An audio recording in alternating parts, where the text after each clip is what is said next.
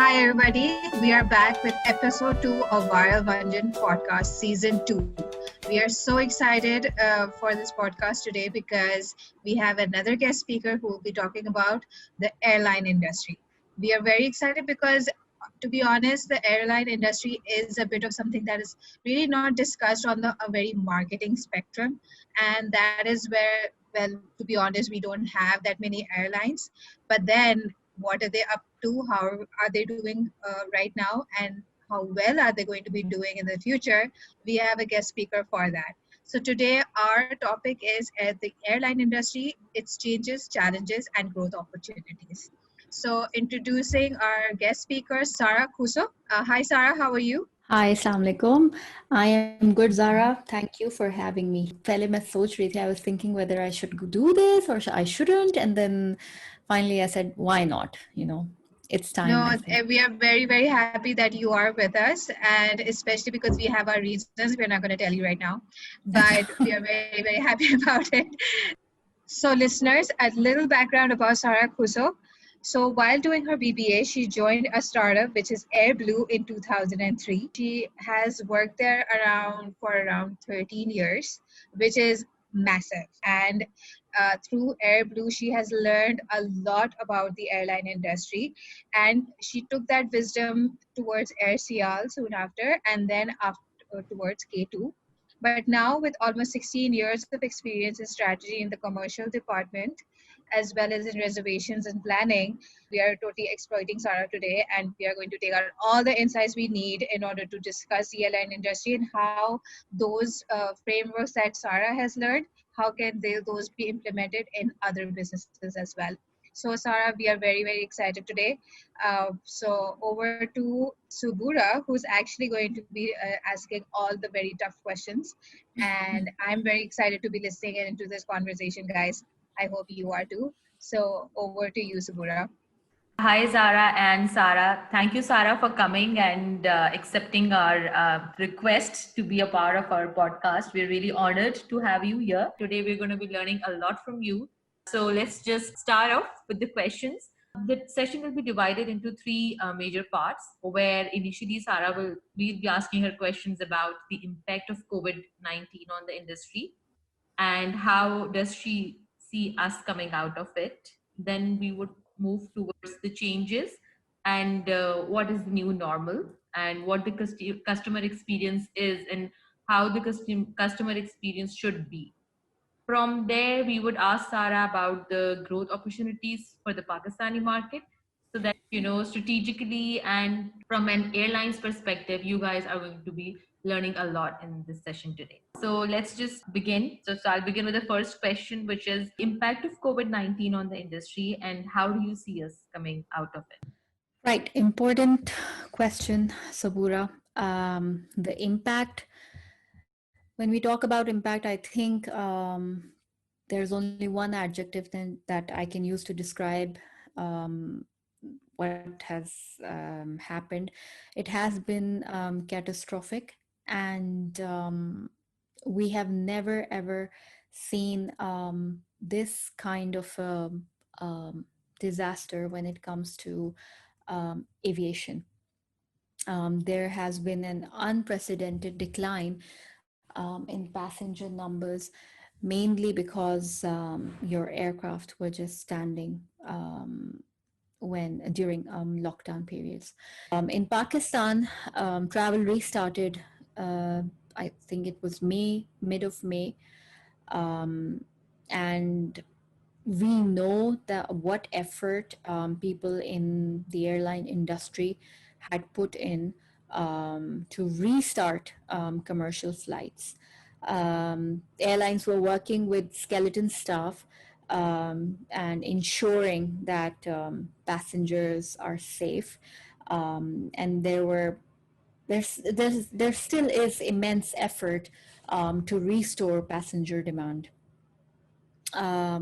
What I will say here, when you ask that how we are going to come out of it, I think it's important to understand that every problem has a solution. We have to understand that COVID-19 and aviation have to coexist. It took a while, but health protocols are falling in place now. If we travel now, the customer experience is different, and it is for the better. And I hope that we actually get past through this as soon as possible. Means that, Sarah, all of us need to work together to actually come out of this situation.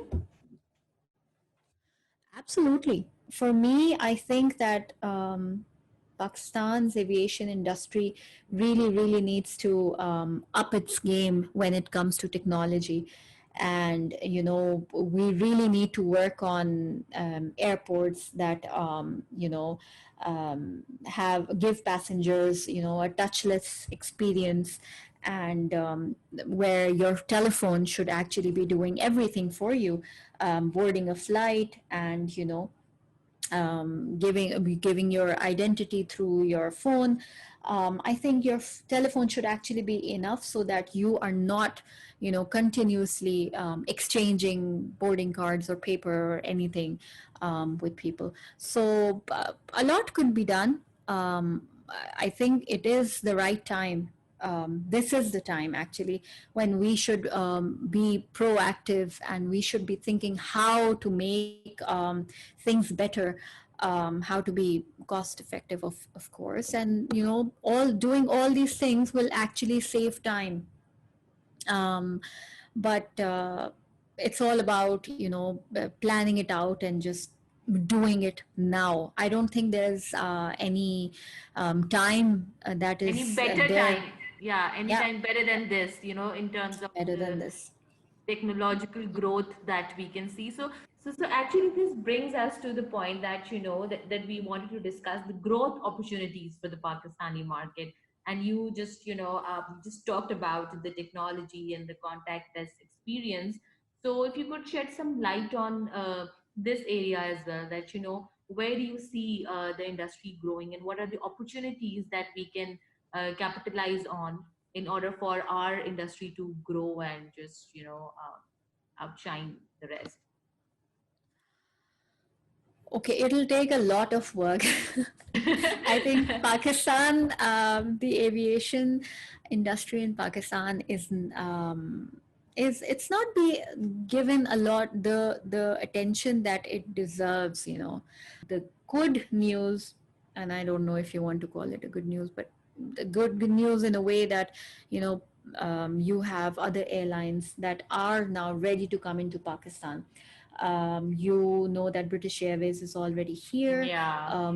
Virgin Atlantic is planning, has already planned to launch operations, and there is this your low cost carrier Pegasus from Turkey, which is also taking its permissions. And then we have Indonesian Airlines Lion Air that is also working to get into Pakistan. So imagine that all during this time when there's so much uncertainty, these airlines have decided to land into Pakistan.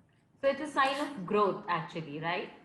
There's a lot of potential in Pakistan, Yeah. and your airlines are not doing much.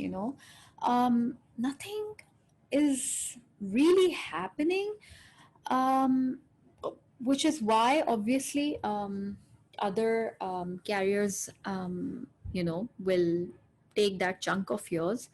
But that is good because when you have international carriers coming into Pakistan, what happens is that others also um, get better and focus on standards and quality. When you're just a single operator and you have the monopoly, then you don't have any competition. And I think there is beauty in healthy competition. There Everybody is. gets better. Everybody Yeah. gets better. We can hope for the There, best, and we hope yeah. that our airlines also learn from competition. Maybe that competition is going to help us improve our standards and our operations Yeah. and a strategic approach also. Yeah, if I discuss your local airlines with you, before COVID-19, Air Blue was not focusing on the domestic market. Absolutely no focus. It wasn't there. PIA had its own issue, and Serene was scoring all the points, and Serene was, really, really soaring high with your domestic passengers. It had great on-time performance. The field was open for Serene Air to play in, and they did great. I think if you listen to passenger reviews and the customer experience of Serene Air, people were very, very happy. And I think the domestic market, your own people make your brand. It's your own people who actually go around talking about you, and that's what makes you. So Serene really got there. And but then what happened after the during the COVID-19 is that when flights restarted, Air Blue added another flight to Lahore and Islamabad, and you have 3 flights now. So there is capacity and it's all full. Your load factors are high, but your revenues are not so good because you can just see, like, with the Yeah, 7,000 that's rupees true. fare, uh, I think it's not fair to the airline. Like, I think but yes, anybody coming from the airline industry would can feel actually that this fare is not fair. it's really the airline business is all about cash flows, Yeah. and it's a tough business. Your major costs payments are in dollars, and this is a very uncertain time. And at this time, whoever survives wins the game. Yeah. So, Sarah, great discussion. We just would want to now wrap up this session. But before actually, uh, closing the session, I would just want you to share maybe, 2, 3 key steps or 2, 3 strategic points that you think that, yes, we know that, airline industry has been hit the most because of this pandemic, but what is that advice that you would want to give to our entrepreneurs and to our businesses, that maybe, 1, 2, 3, these are the 3 things that can always help you come out of any sort of disaster or hard time, or anything of that sort. I'm going to give my a very general view on this, not just relating to aviation, but to entrepreneurs and to businesses. Um, I personally feel that when you enter into any project or any business, um, everything and anything is built by people. Um, Wherever you go, whether it's an airline, it's a food business, or you're opening a restaurant, your people are the ones who need to be valued. This pandemic, during these times, a lot of people have lost their jobs. And I think that if we are able to help um, anybody in this tough time, in terms of getting employed or um, doing something better for themselves, I think as an individual, it is our responsibility to do that.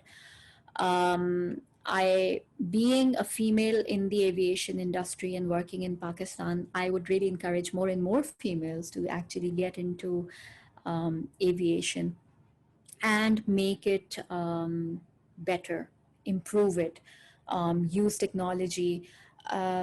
I understand that everything has a cost. But I think that if you actually take the right path and you have this intention to make things better in your business or in your lifestyle, and you don't take shortcuts, I think you will always succeed. So definitely, I agree with Sarah, especially regarding your own mental health, and especially since as we even consumers are coming out of post-COVID, so they're really looking at their mental health right now, and Yeah. because of that, we're seeing a rise in traveling right now, and especially to north because that's the only place where you kind of feel the peace. Mm. So thank you so much for giving us this really great insight, especially about the transparency that any business should have with their consumers regarding anything is very vital. Yeah. So on that note, I would really like to thank our listeners for listening in and giving us all the time that we needed to really discuss the airline business because it's really not talked about a lot. So thank you so much, everyone. Thank you, Sarah, for joining us, and thank Thank you, you, Sapura, for Sarah. a really Thank you, ladies. Be safe wherever you are. See you guys. Thank you.